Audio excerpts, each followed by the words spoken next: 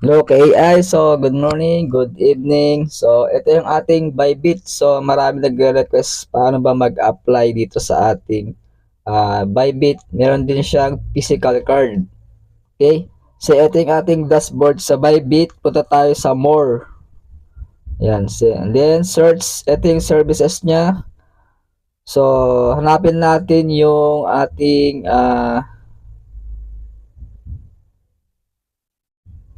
physical card sa Bybit. Ito, dito sa My Finance. Ayan. Dito sa My Card. Click mo yung card.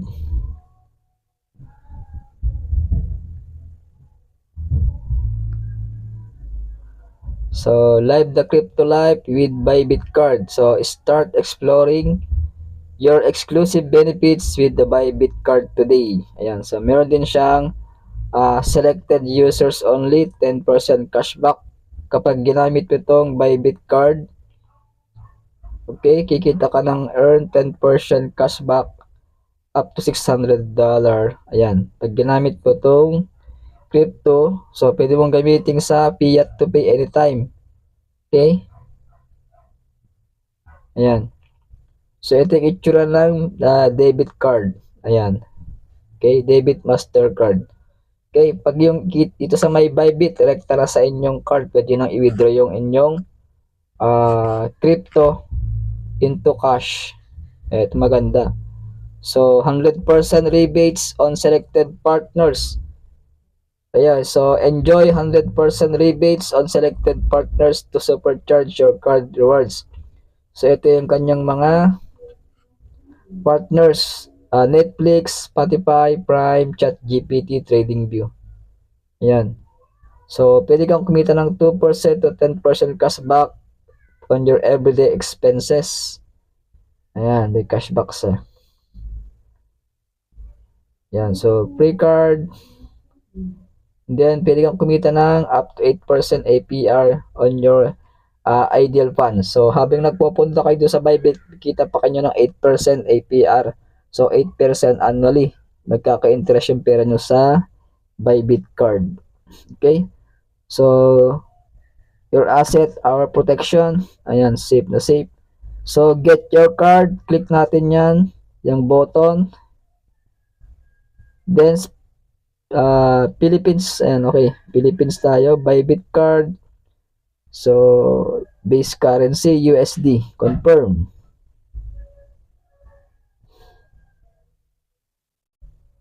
So, identity verification. So, bago kayo mag-apply dito sa card application, kailangan mag-verify muna kayo ng KYC o Know Your Customer dito sa Bybit. Okay? Kailangan nyo ng valid ID o government ID para makapag KYC kayo sa Bybit. So, click next. Kahit level 1 lang, pwede kayo mag-apply. So, dito ilalagay nyo yung address nyo. Ayan. Postal code. Yan. Okay, yan yung address.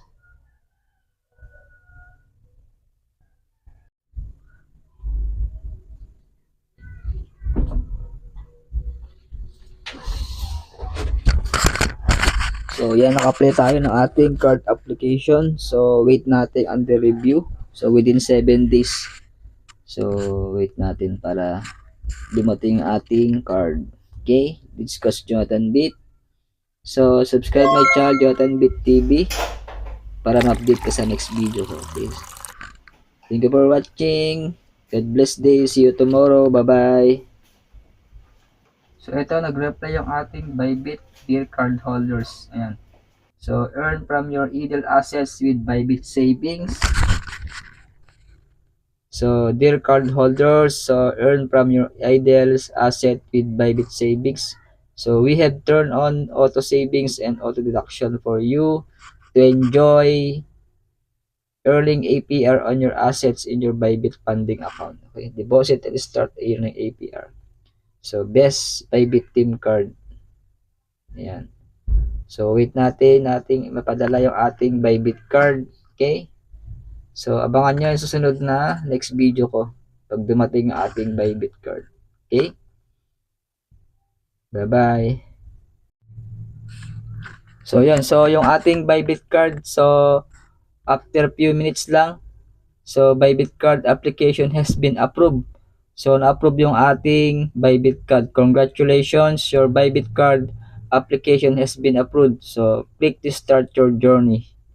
Then join our Telegram. Ayan, so bilis ng response ng ating Bybit sa application sa Bybit card. Okay? Okay, ganyan lang muna. Thank you for watching. God bless day. This Coach Jonathan Beat. Bye-bye. So, ito na yung ating virtual card. Yan, ayan na. So, ito yung ating card, virtual card. So, ayan. So, pwede yung gamitin itong ating card sa ating Bybit apps. Ayan, yung card number natin meron na. So, hintayin natin yung physical card pag dumating after siguro within 7 days. Okay?